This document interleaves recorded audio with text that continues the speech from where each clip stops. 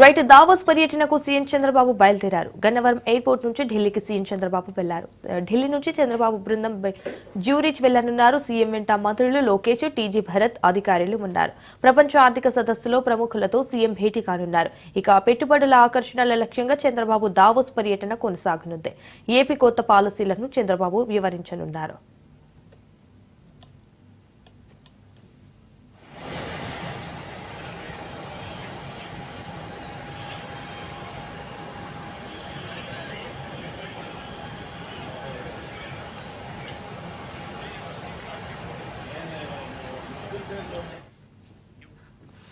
Davos పర్యటనకు CM Chandrababu బయలుదేరారు. Gannavaram airport నుంచి ఢిల్లీకి సీఎం చంద్రబాబు వెళ్లారు.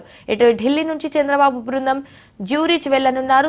సీఎం వెంట మంత్రులు లోకేష్, టీజీ భరత్ అధికారులు ఉన్నారు. రైట్, ఇదే విషయానికి సంబంధించి మరిన్ని డీటెయిల్స్ మా ప్రతినిధి క్రాంతి ఫోన్ ద్వారా అందిస్తారు. క్రాంతి.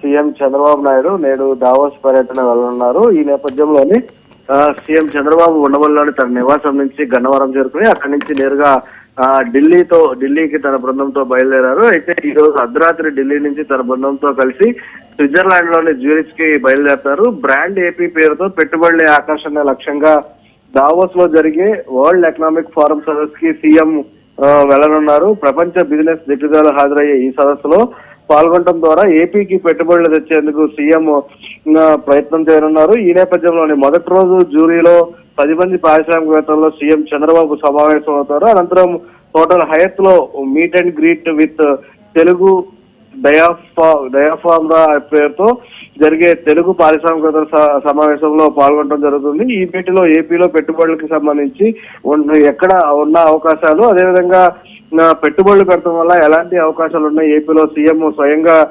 పారిశ్రామికవేత్తలకు మధ్య చర్చ అయితే కొనసాగే అవకాశం ఉంది. అనంతరం దావోస్ లో పారిశ్రామికవేత్తలతో సమావేశంలో పాల్గొంటారు.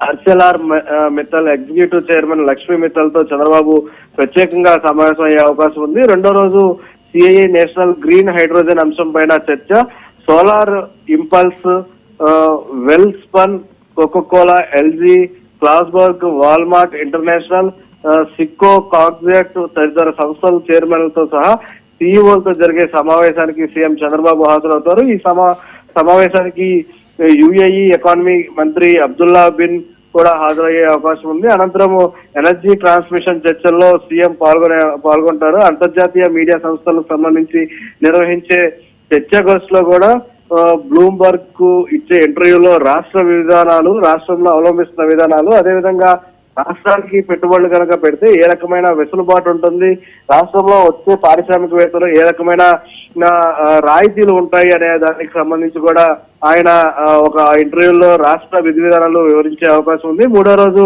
అగ్రశ్రేణి పారిశ్రామికవేత్తలతో సీఎం చంద్రబాబు సమావేశం కానున్నారు.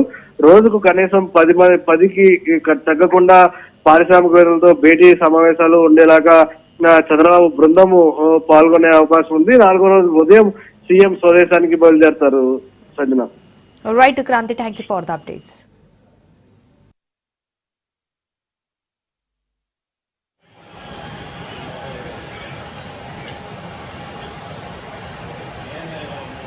Good